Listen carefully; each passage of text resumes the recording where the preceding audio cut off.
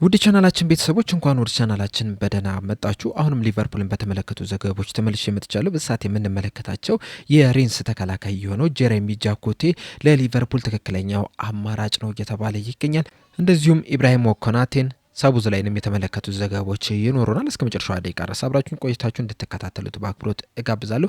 እንደዚሁም በምናነሳቸው ዘገባዎች ላይም ያላችሁን ሀሳብ እንዳለ ኮሜንት ሴክሽን ላይ በመጻፍ እንድታሳውቁኝ፣ ሰብስክራይብ፣ ላይክ፣ ሼር እያደረጋችሁም የቻናሉ ቤተሰብ እንድትሆኑም በአክብሮት እጠይቃለሁ። አሁን በቀጥታ ወደ ያስኩላችሁ ጉዳዮች ማመራ ይሆናል። በመጀመሪያ የምንመለከተው ሳቡዝ ላይ የተመለከተውን ዘገባ ይሆናል።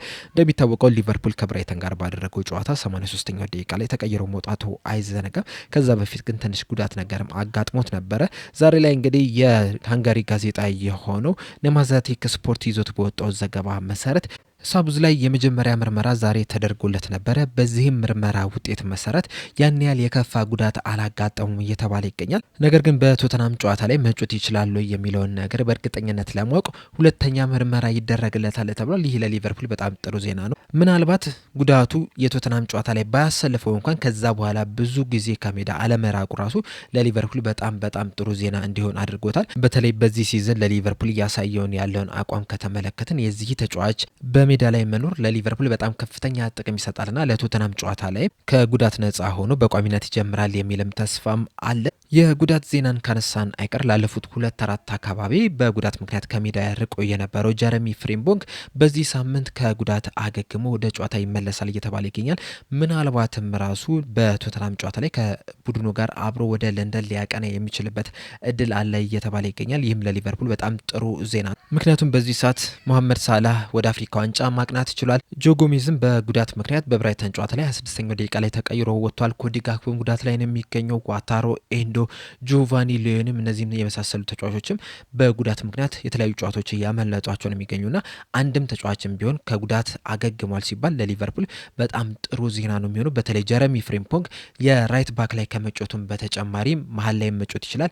እንደዚሁም ደግሞ በአጥቂ ስፍራ ላይ መጮት የሚችል ተጫዋች ነውና መሐመድ ሳላህ ትቶት የሚሄደውን ቦታ ራሱ ከቨር ማድረግ የሚችል ተጫዋች ስለሆነ ለሊቨርፑል ይህ ዜና በጣም ጥሩ ዜና ሆኖላቸው ነው የመጣው። በቶተናም ጨዋታ ላይ ግን ከቡድኑ ጋር አብሮ ይጓዛሉ የሚለውን ነገር አርብ ዕለት በሚኖሩ ጋዜጣዊ መግለጫ ላይ በእርግጠኝነት የምናውቅ ይሆናል። በቀጣይ የምንመለከተው ኢብራሂም ኮናቴን የተመለከተውን ዘገባ ይሆናል። እንደ ሊኢንተሬስታ ዘገባ ከሆነ ኢብራሂም ኮናቴ ምናልባትም በጃንዋሪ ዝውውር መስኮት በ15 ሚሊዮን ዩሮ ሊቨርፑል ሊለቅ ይችላል እያለን ይገኛል። እንደሚታወቀው ካለፈው ዓመት ጀምሮ ሊቨርፑሎች የዚህን ተጫዋች ኮንትራት ለማራዘም በጣም ከፍተኛ ስራን እየሰሩ ነው የሚገኙት። በዚህ ሲዝንም ራሱ ከተጫዋቹ ጋር የተለያዩ ንግግሮችን ማድረግም ችሏል። በእርግጥ ያለፉትን ጥቂት ጨዋታዎች ያን ያህል የተወራ ነገር የለም። ሊቨርፑሎች ተጫዋቹን ለማስፈረም ግን አሁንም ድረስ ፍላጎት እንዳላቸው ነው እየተነገረ የሚገኘው።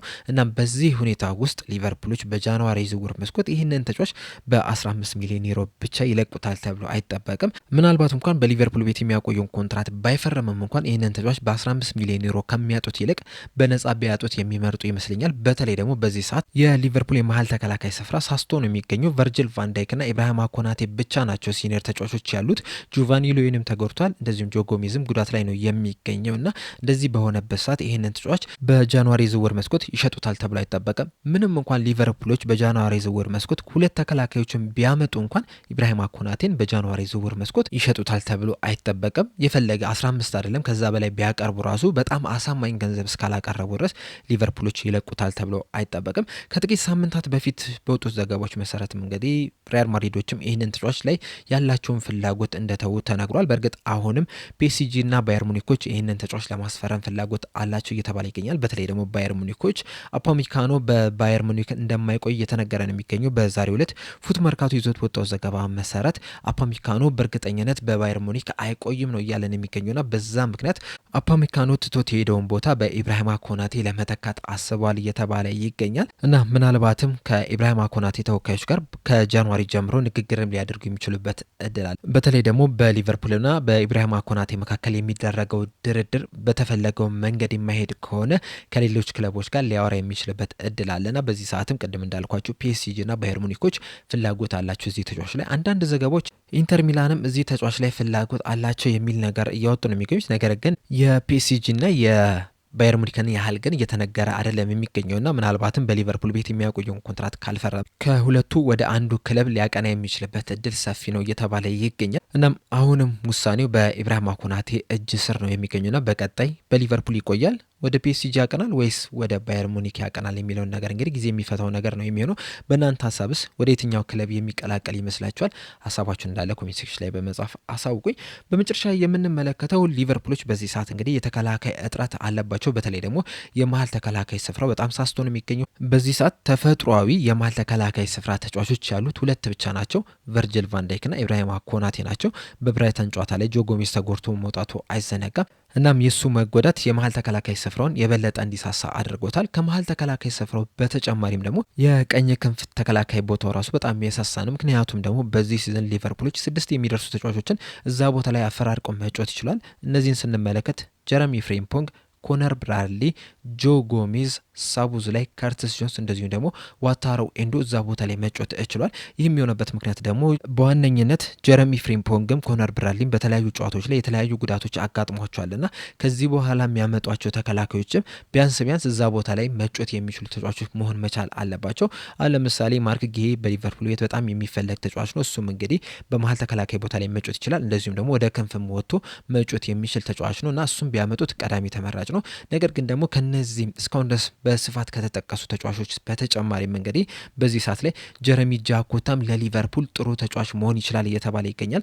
በዛሬው ዕለት አንፊልድ ዴክስ ይዞት በወጣው ዘገባ መሰረት ሊቨርፑሎች በዚህ የጃንዋሪ የዝውውር መስኮት ላይ አንድ የግድ የመሀል ተከላካይ ተጫዋች ማምጣት አለባቸውና በዋነኝነት የሚፈልጓቸው ተጫዋቾችን ማምጣት የማይችሉ ከሆነ ይህ ተጫዋችም ሌላኛው በጣም ጥሩ የሚባል አማራጭ ነው እያለን ይገኛል። ይህ ተጫዋች እንግዲህ የሬንስ ተጫዋች የሆነው ጀረሚ ጃኮታ ነው። ገና 20 ዓመቱ ላይ ነው የሚገኘው። ነገር ግን ደግሞ በሬንስ ውስጥ በጣም ከፍተኛ ተስፋ ከተጣለባቸው ተጫዋቾች መካከል አንደኛው ነው። በዚህ ሲዝን እንግዲህ ሬንሶች 15 የሊግ ጨዋታዎችን ማድረግ ችሏል። በእነዚህ 15 ጨዋታዎች ላይም በቋሚነት መጀመር የቻለ ተጫዋች ነው።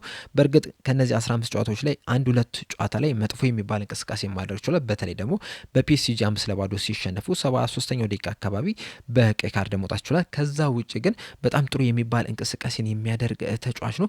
በተለይ ደግሞ በመከላከሉ ላይ በጣም ጠንካራ የሚባል ነው። 20 ዓመት ለሞላው ተጫዋች እንግዲህ 70% የኤሪያል ዱዋል አሸናፊ መሆንም የቻለ ተጫዋች ነው።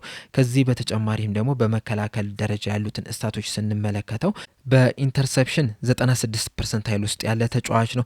በታክል 82 ፐርሰንታይል ውስጥ ያለ ተጫዋች ነውና እነዚህን ስንመለከት መከላከል ላይ ምን ያህል ጠንካራ ተጫዋች እንደሆነ እንግዲህ በደንብ መመልከት እንችላለን። እንደዚሁም ደግሞ ግዙፍ የሚባል ነው፣ ቁመቱም ረዥም የሚባል ተጫዋች ነው። ከዚህ በኋላም እንግዲህ ለረዥም ዓመትም የሊቨርፑል ተከላካይ መሆን የሚችል ተጫዋች ነው። በእርግጥ ያም ብቻም ሳይሆን በዚህ ሰዓትም ሊቨርፑል ላለባቸው ችግር ራሱ መሆን የሚችል ተጫዋች ነው።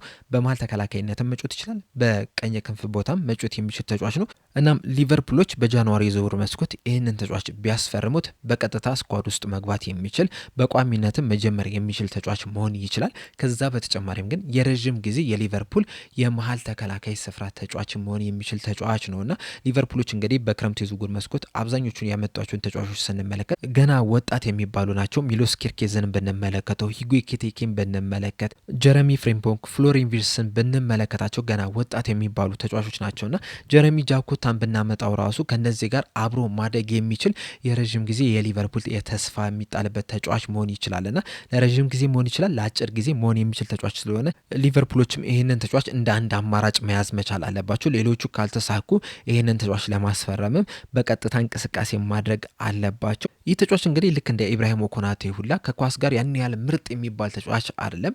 በዚህ ሲዝንም እንግዲህ ኢብራሂማ ኮናቴ በዋነኝነት ሲቸገር የተመለከት ነው። ከኳስ ጋር በሚጫወትበት ሰዓት አንዳንድ ጊዜ ግራ ተጋብቶ ኳሱን በጣም ሲያዘገዩ መመልከት ችለናልና ከዛ እንግል ስንመለከተው ይህም ተጫዋች ያን ያህል ጥሩ የሚባል አይደለም። ነገር ግን ደግሞ በመከላከል ደረጃ ለሊቨርፑል ተጨማሪ ጥንካሬ መስጠት የሚችል ተጫዋች ነው። ከዛ በተጨማሪም እንግዲህ ሰሞኑን የሊቨርፑል ጨዋታን ከተመለከትን እነ ከርትስ ጆንስ፣ እነ ሳቡዝ ላይ፣ እነ ግራቨንበርግ ወደ ኋላ እየተመለሱ ለኢብራሂም ኮናቴ ተጨማሪ ድጋፍን ሲሰጡት መመልከት ችለናል። በተለይ ደግሞ ኳስ በሚይዙበት ሰዓት በቨርጅል ቫንዳይክና በኢብራሂም ኮናቴ መካከል እየገቡ ኳሶችን እየተቀበሉ ጨዋታን ሲያስጀምሩ መመልከት ችለናል። አሁን በሚጫወቱበት ሲስተም መሄድ የሚችሉ ከሆነ ከኳስ ጋር ራሱ ያን ያህል ምርጥ ባይባል ራሱ መጮት የሚችል ተጫዋች መሆኑን መመልከት ችለናል። ነገር ግን በመከላከል ላይ ግን በጣም ጠንካራ የሚባል ተጫዋች ነው። የአንድ ለአንድ ግንኙነቶችን፣ የአየር ላይ ኳሶችን፣ ኢንተርሰፕሽን፣ ብሎክን በማድረግ ፋውል በመስራት ራሱ ሪከቨር በማድረግ በጣም አስደናቂ የሚባል ተጫዋች ነው እና ከዚህ በኋላም እንግዲህ ገና 20 ዓመቱ ላይ መሆኑን ተከትሎ ከኳስ ጋር ራሱን ማስተካከል የበለጠ ማበልጸግ የሚችልበትም እድል ስላለው እንግዲህ ሊቨርፑሎች ይህንን ተጫዋች ለማምጣት ጥረት ቢያደርጉ የተሻለ ይመስለኛል። ይህም የሚሆነው ግን ሌሎቹ ካልተሳኩ ነው።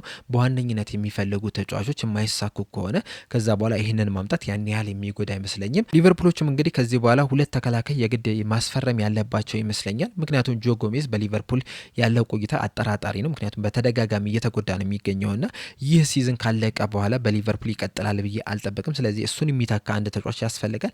በተጨማሪም ግን ሌላ አንድ ተጫዋች ማምጣት መቻል አለባቸው። በተለይ ደግሞ ቨርሳታይል የሚባል ተከላካይ ቢያመጡ ለሊቨርፑል በጣም ጥሩ ይመስለኛል።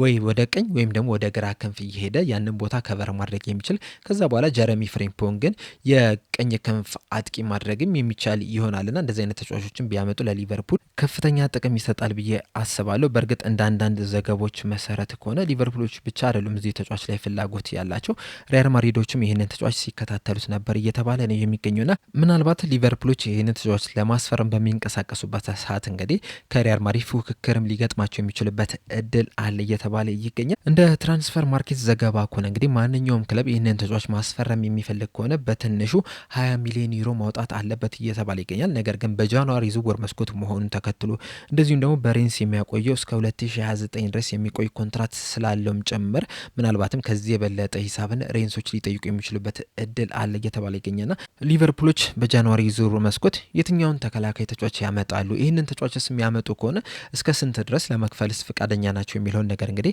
አብረን የምንመለከት ይሆናል። እንደናንተ ሀሳብ ግን በጃንዋሪ ዝውውር መስኮት የትኛው ተከላካይ ቢመጣ ለሊቨርፑል ከፍተኛ ጥቅም ይሰጣል ብላችሁ ታስባላችሁ? መልሳችሁ እንዳለ ኮሜንት ሴክሽን ላይ በመጻፍ አሳውቁኝ። ለአሁን እኔ እዚህ ላይ ያበቃው። በቀጣይ በሌላ እስከምንገናኝ ድረስ ሰብስክራይብ፣ ላይክ፣ ሼር ማድረግ እንዳትረሱ። ቸር ያቆየን።